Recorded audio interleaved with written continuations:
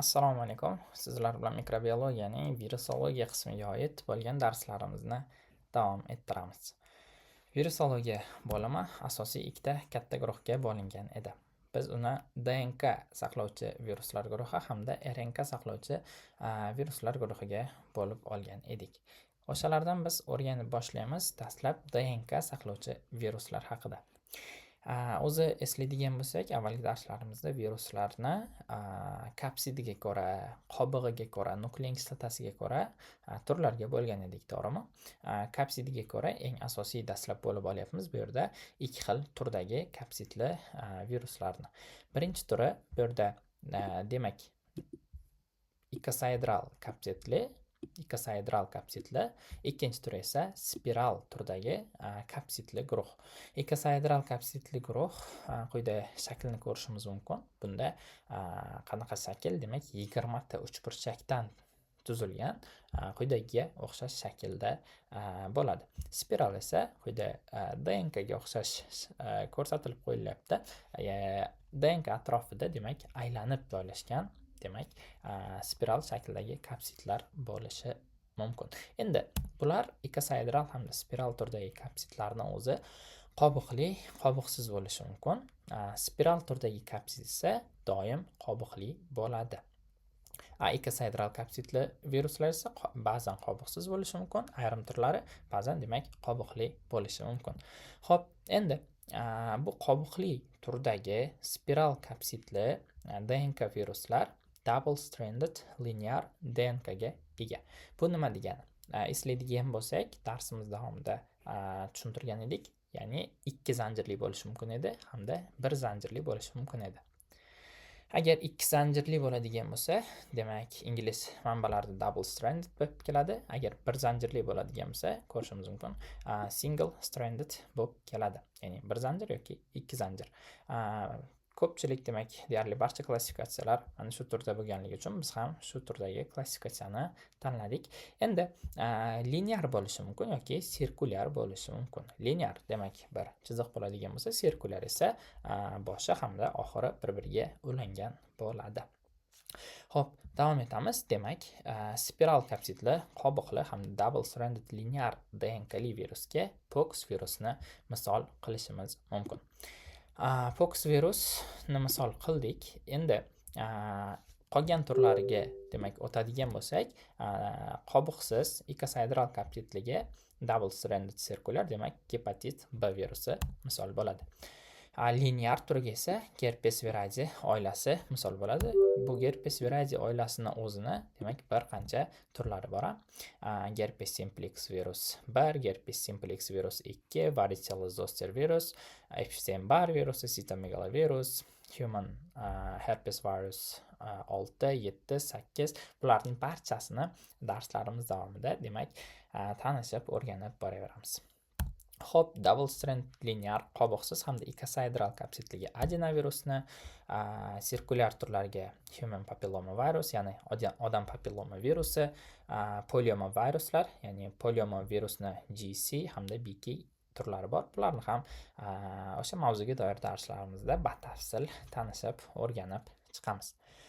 Hamda oxirgi demak guruhimiz bir zanjirli linear tuzilishli qobiqsiz ikosaedral kapsidli, bunga parvo virusni misol qildik. Eng kichik shakl jihatdan, o'lcham jihatdan eng kichkina guruh virusi. Biz sizlar bilan bugun o'rganib boshlaydiganimiz demak pox viruslar haqida bo'ladi. Pox virus qaysi virus deb ataydigan bo'lsak, pox virus demak chechak virusi hisoblanadi. Ya'ni chechak kasalligini qo'zg'atuvchisi. Suv chechak emas, adashtirish kerak emas. Bu chechak kasalligini qo'zg'atuvchisi hisoblanadi.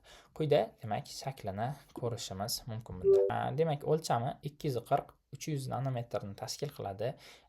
DNKli viruslar ichida eng katta guruh hisoblanadi. Ya'ni 240-300 nanometr butun o'lchami. Buni o'ziga xos jihati nuklein kislotasiga e'tibor beradigan bo'lsak, nuklein kislotasi atrofida demak membrana va gantel shaklida bo'ladi. Gantel shaklida bu pox virus uchun xos bo'lgan demak xususiyat ekan. Bunda yana lateral tana qismlarini ko'rishimiz mumkin hamda virusni atrofidagi qobiqdan tashkil topganligini ham ko'rishimiz mumkin bo'ladi. Bu qanday qobiq? E'tibor beramiz.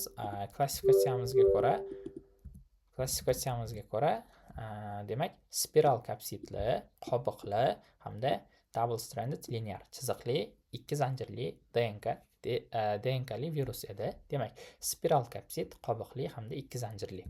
Endi quyidagi rasmga qaytamiz. Demak, ikki zanjirli bo'lyapti, qobiqli bo'lyapti hamda DNK saqlagan virus guruhi bo'lyapti. O'lchami demak 240-300 nanometrni tashkil qildi. Xo'p, eng katta demak DNKli virus dedik.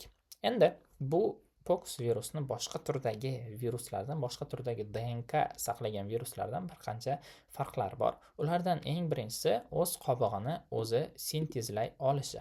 O'z qobig'ini o'zi sintez qiladi. Demak, bu boshqa turdagi DNK saqlagan viruslardan asosiy farqi. Hamda replikatsiyasi xo'jayin hujayrani demak sitoplazmasida kechadi.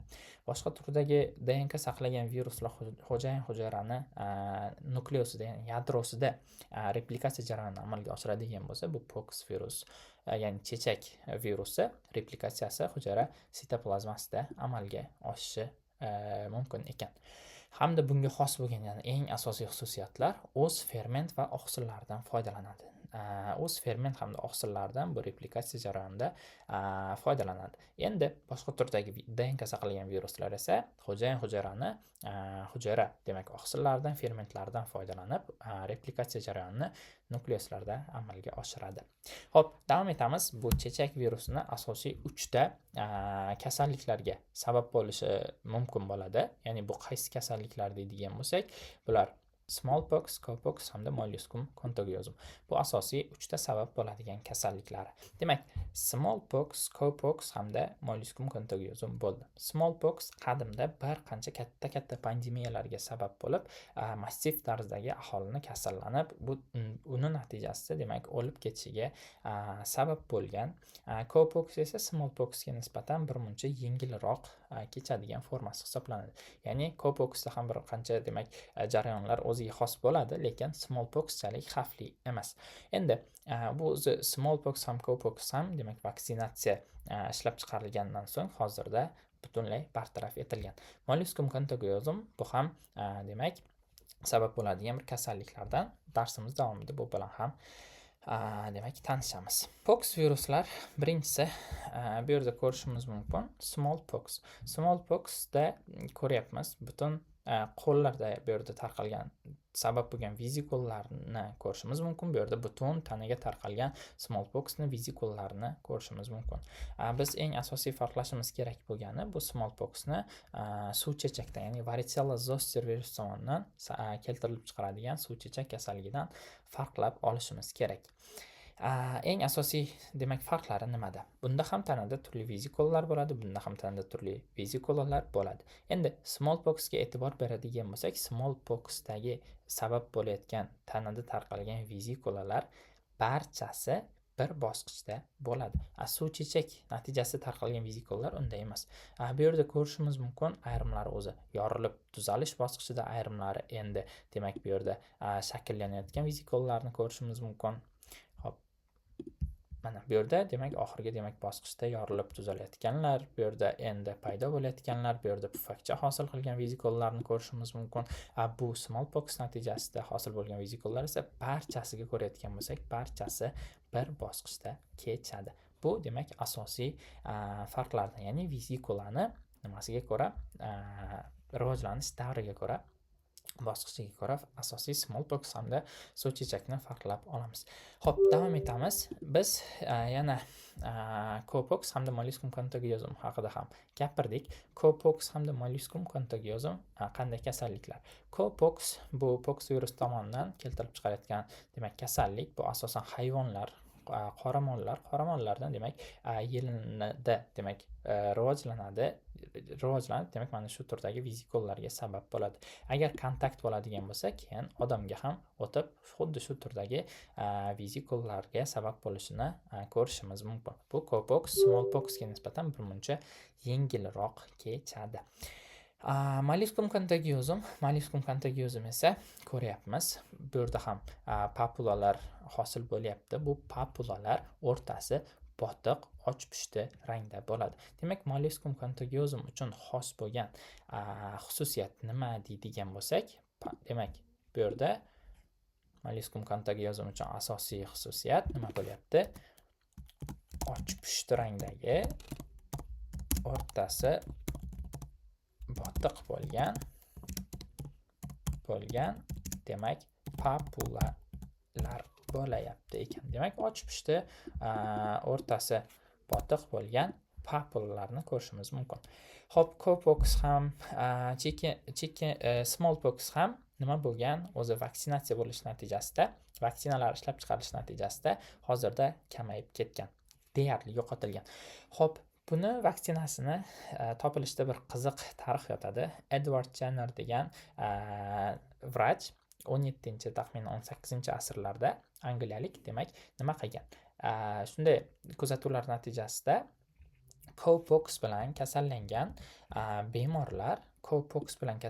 bemorlar smallpox bilan kasallanmasligini sezib qolgan. Nima uchun bunday bo'lyapti? Demak, smallpox ham cowpox ham bir guruhga, ya'ni pox viruslarga kiryapti. Demak, cowpoxga nisbatan demak yengilroq kechadi organizmdagi demak kurash jarayoni smallpoxga qaraganda. Mana shu konsepsiya asosida, ya'ni cowpoxga nisbatan hosil bo'lgan vaksina organizmda, ya'ni qarshi kurasha oladigan immun holat smallpoxga nisbatan ham bemalol qarshi kurashgan. Va mana shu demak konsepsiya asosida butun tarzda, massiv tarzda aholi cowpox bilan demak emlanib chiqilgan. Xo'p, hozirda qanday bunga qarshi davo choralari ko'rsatiladi deydigan bo'lsak, bu yerda ko'ryapmiz smallpoxni vaksinalari, dry vaksinalari, smallpox vaksin. Bunda vaksinani biz e'tibor beradigan jihatimiz, vaksinatsiya qilinadi. Maxsus ignalari bor. Mana shu ignalari natijasida butun teriga demak mana shu ignalar bilan vaksina kiritilib chiqaradi teri atrofiga. Va ma'lum muddat, ya'ni 2-3 kun o'tgandan so'ng mana shu sohada, teri sohasida demak yiringli pufakchalar hosil bo'ladi va mana shu tarzdagi chandiqlanish jarayoni qoladi. Mana shu tarzdagi chandiq bo'ladigan bo'lsa, demak bu vaksina ishlaganini dalolati hisoblanadi. Buni demak ko'pchilik aholida ko'rishimiz mumkin. Sizlar bilan gaplashib chiqqanimiz bugun o'sha pox viruslar haqida, guruhlari haqida bo'ldi. Qisqacha demak takrorlab oladigan bo'lsak, eng katta DNKli virus 240-300 nanometr qobig'ini o'zi sintez qilyapti, replikatsiyasi sitoplazmada kechyapti hamda o'z ferment va oqsillardan bu jarayonlarda foydalanyapti.